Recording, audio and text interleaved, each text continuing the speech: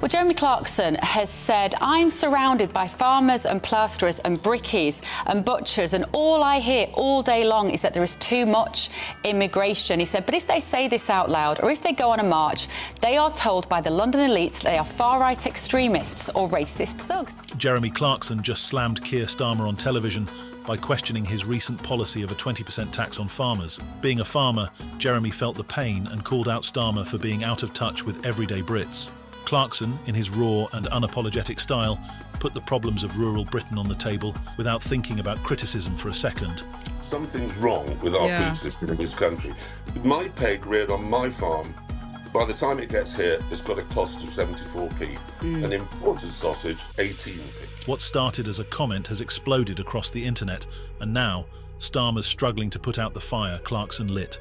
Clarkson isn't just picking on Starmer, he's tapping into something bigger, something that's been simmering in the background for a long time.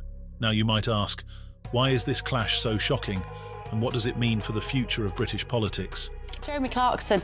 Well, Jeremy Clarkson has said, I'm surrounded by farmers and plasterers and brickies and butchers, and all I hear all day long is that there is too much immigration. He said, but if they say this out loud or if they go on a march, they are told by the London elite that they are far-right extremists or racist thugs. The man who's as synonymous with fast cars as he is with blunt opinions didn't hold back, calling Labour's economic policies a war on the countryside and accusing Starmer of pushing off ordinary Brits. It wasn't just a few angry words thrown out there. Clarkson delivered his critique with the kind of intensity that makes you sit up and take notice. And to be honest, Starmer deserves it, didn't he? Well, if you own a farm or land, you have an additional £1 million inheritance tax than anyone else does. At the heart of Clarkson's outrage was something deeply personal. Labour's proposed changes to inheritance tax specifically targeted agricultural relief. For many, that might sound like just another dry policy debate, but for Clarkson, it hit home. His life on Diddley Squat Farm has made him an unlikely champion for rural issues, and he framed these tax changes as nothing short of a betrayal of Britain's farmers. Clarkson argued this wasn't just bad policy, it was a direct attack on the agricultural backbone of the country. Immigration, he said, but if they say this out loud or if they go on a march, they are told by the London elite that they are far-right extremists or racist thugs. For the most part, he says, they're not. They're just people who know that they have to shut up when the last post is played and that a cheese rolling down a hill is funny.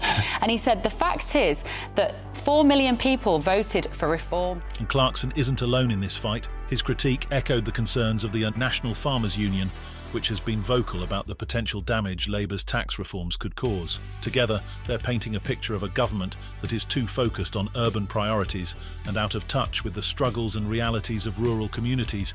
He's not just complaining, he's rallying a defence of rural Britain. Brave move, Clarkson.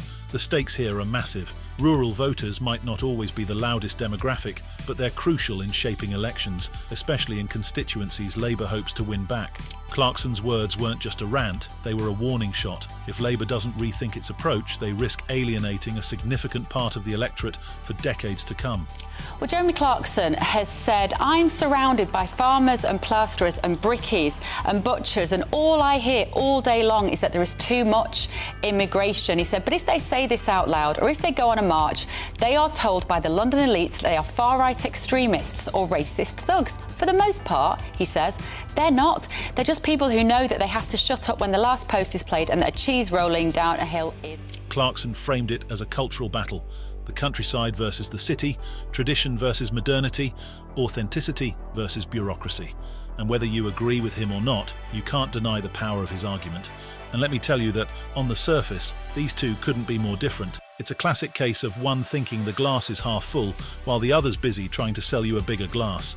You know, Biden, Starmer, Macron, Scholz now that he's gone, but von der Leyen, all of them, they don't care about the individual member citizens of their countries. What they care about is some kind of global agenda where they promote themselves, where their ideology comes first. Clarkson's the loud, larger-than-life guy who'd probably start a bonfire just to make a point, while Starmer's over there in his perfectly pressed suit, carefully calculating every word like he's auditioning for a role in a political thriller.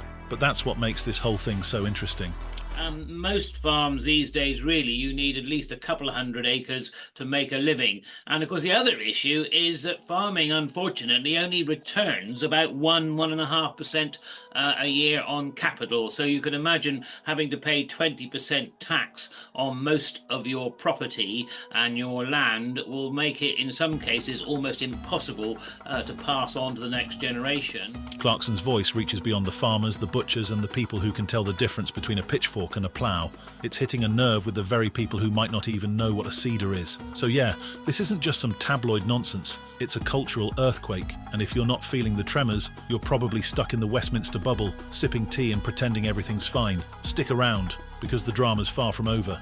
Jeremy Clarkson's little spill about immigration dropped like a bomb across Britain. In his latest critique, he boldly claimed that the countrymen are just so done with unchecked immigration, as if the whole of Britain has been sitting in a corner, shaking their fists at the world.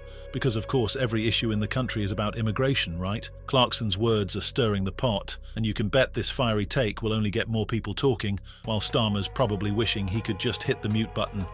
Well, Jeremy Clarkson has said, I'm surrounded by farmers and plasterers and brickies and butchers, and all I hear all day long is that there is too much immigration. He said, but if they say this out loud, or if they go on a march, they are told by the London elite that they are far-right extremists or racist thugs. But here's the kicker. Clarkson didn't just call it out, he went a step further, saying these folks are scared to voice their frustrations publicly for fear of being labelled racist, or worse, lumped in with the far-right extremists. They're not modern-day Hitlers, Clarkson said, directing his sharpest jab at Keir Starmer and his so-called London elites, who he accuses of dismissing genuine concerns as bigotry.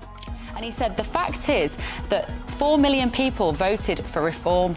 And he said, and more than that voted for Brexit. And Keir Starmer is upsetting them, he doesn't use that phrase, he says he's annoying them, by labelling them as modern-day Hitlers. And he says, I therefore suggest that both he and his friends at the BBC calm down the rhetoric, or we could be heading for some serious trouble. And he's absolutely right. But this wasn't Clarkson lashing out without context. The numbers back him up, and they're hard to ignore. During the last general election, over 4 million people voted for the Reform Party. That's a large chunk of the electorate voicing their dissatisfaction with the status quo, particularly on issues like immigration and Brexit. And his critique resonates with millions of Britons, because this wasn't some carefully crafted PR statement. This was raw, unfiltered Clarkson, and that authenticity is what made it stick. Love him or hate him, the man knows how to turn a soundbite into a sensation. So would you invite Keir to your pub, Keir Starmer, Prime Minister? No, he's banned. He's the first person to be banned. He's actually on a board in the hall. He's banned. Why? What have you got against him? Hello? I thought you were running a news operation.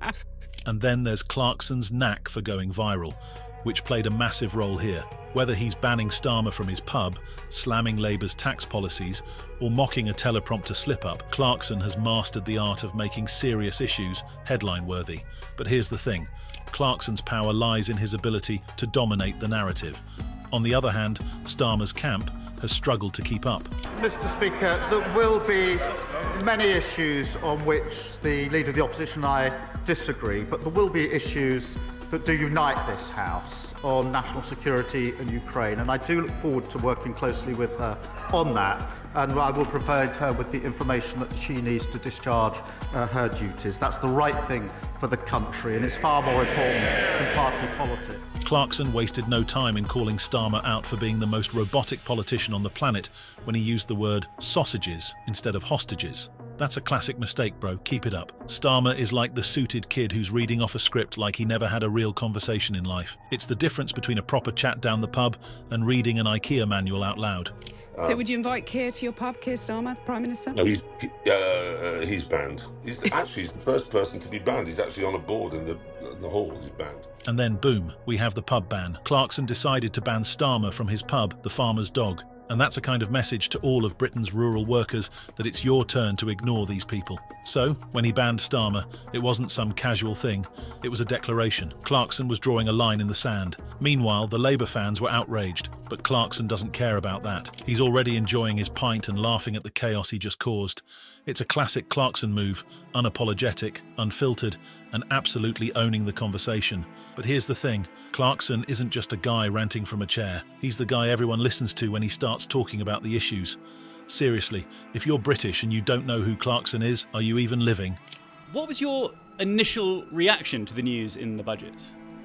Well, I mean, horrified, to be honest with you, because, it's only 2 years ago that, Putin made his major insurrection, incursions into Ukraine. We were short of food and we needed food. Food prices shot up. And if we hadn't had our own home production, we'd have paid even more for food. And so why all of a sudden target farmers? You see, £1 million to an ordinary member of the public seems an awful lot of money. He represents everything people are actually thinking. No fancy speech, no pretending to be all polite and proper. Just straight up, no nonsense talk. And Starmer, he's like the guy at the party who spends the whole time reading from his notes, trying way too hard to fit in. It's not working. While Clarkson was causing all this drama, Labour was busy trying to figure out how to handle it, but they didn't. They just let Clarkson have all the headlines, and while they were tripping over their words, Clarkson was over there dominating the media with every single word. So what we've witnessed isn't just a petty clash between two public figures, it's a battle over the very heart of Britain. So what's your message to the new government? Do you think they get the kind of rural economy at all? No, I don't think any of them have set foot outside Kentish Town for the last 35 years. No, they're a hopeless bunch. Clarkson's outburst is more than just a rant. It's a reflection of the frustrations bubbling up across the country. We're talking about the divide between the political elite and everyday Brits who feel like their voices have been ignored for too long. Clarkson's words hit a nerve, but the question is, do they represent the majority? Is he really the voice of the people? Or is this just a glimpse of the growing political chaos we're seeing in Britain today? As Starmer struggles to find his footing and Clarkson continues to speak his truth, one thing is clear: the country is divided. Is Clarkson tapping into something real, or is he simply exploiting a deeper, more dangerous disconnect between the urban elite and rural workers? And if so, what does that mean for the future of British politics? What do you think? Has Clarkson become the new voice of the people, or is this all just noise? Is he really concerned about the problems that Britain is facing, or are there personal reasons for creating this mess? Drop your thoughts below and let's talk about where this fiery feud could take us next.